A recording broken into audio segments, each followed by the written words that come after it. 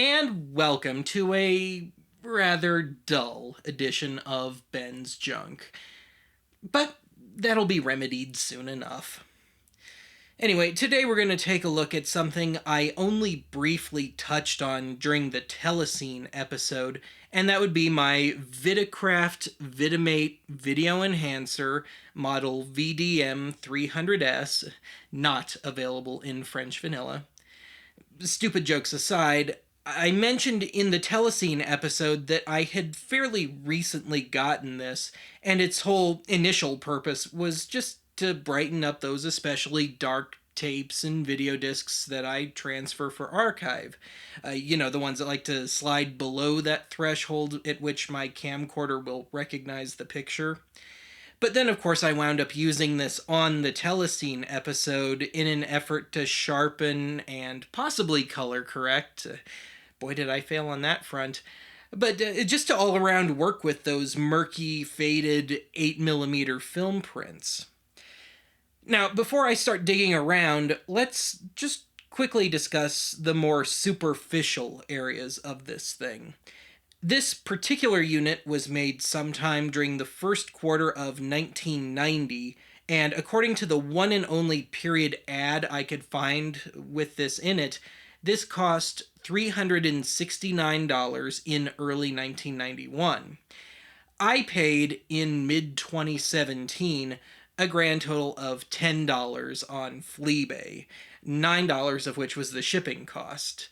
I think I just got lucky. But anyway, let's take a cut here and we'll start going over the more techie stuff.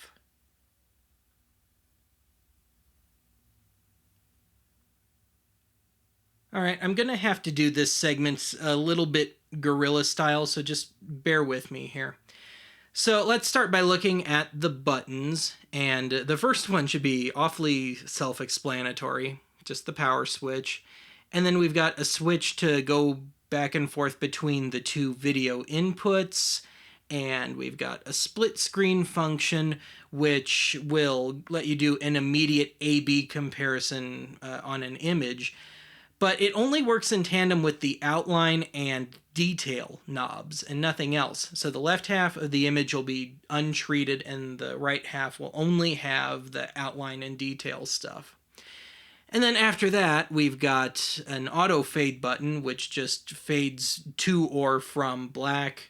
And then the Opticon button is a bypass switch, just with a cute name. So let's move on to the knobs here. So I already mentioned outline and detail, and really these are all very self-explanatory. The only one that really merits much of any discussion is the audio mix one, which lets you either favor one audio track or another from the two inputs, or you can cancel one out completely. And that's it. And then over here, we've got one of our sets of inputs, and we've also got a mic input. It's just a 1/4" input, mono, nothing special. And that's really it for the front. So let's take another cut and we'll take a look at the back.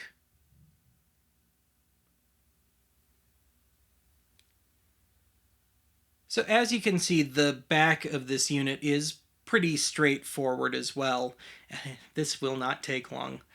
We've got another set of AV inputs, and this time with an S-Video jack.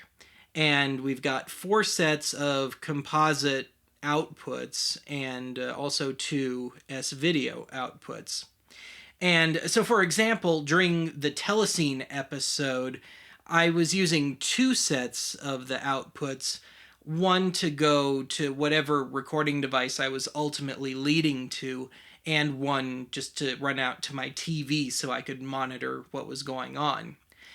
The only real quirky thing, or as close to quirky thing, about this is this little switch in the center. It says Audio 2 mode, and it just toggles between mono and stereo sound, and it only works with output set number 2, the top right set.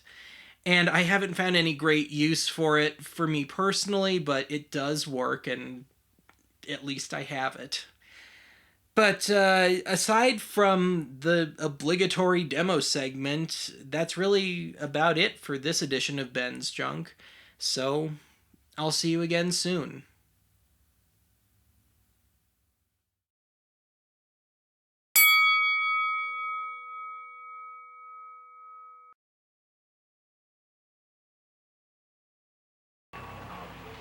Hi, Roxy. What are you doing in town? Thought I was supposed to meet you up at the club. Well, you still are. I just bought myself a new swimming suit tonight. Oh? Yes. See?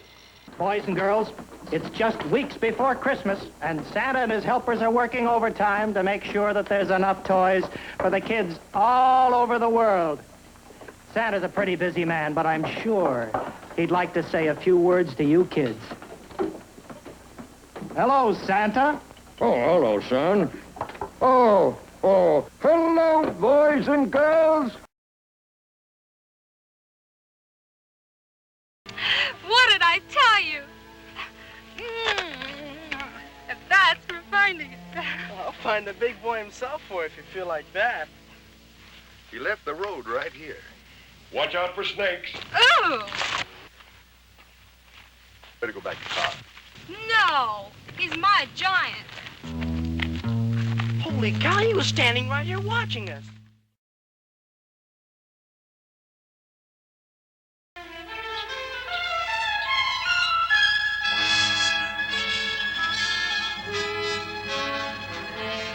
So I was just practicing. Well, I suggest... No, it was right in the middle of the road. Not a half mile from here. Better to get some new food pills. The children haven't been eating well. No appetite at all. You expect anyone to, did you, Miss Miller? Why not? It's the truth.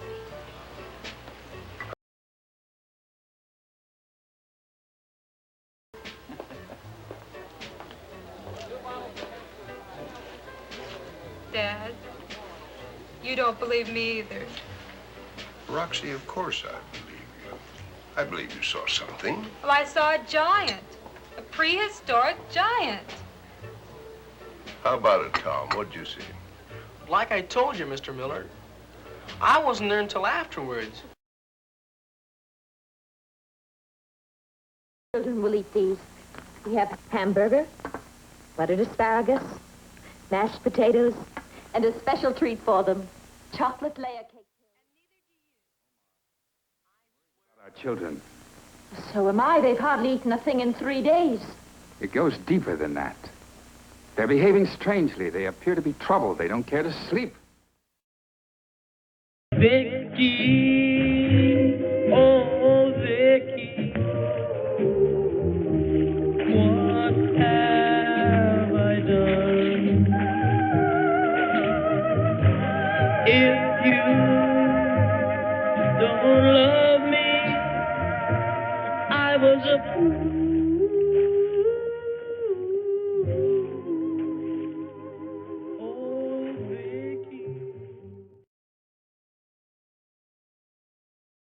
Hi, Roxy. What are you doing in town?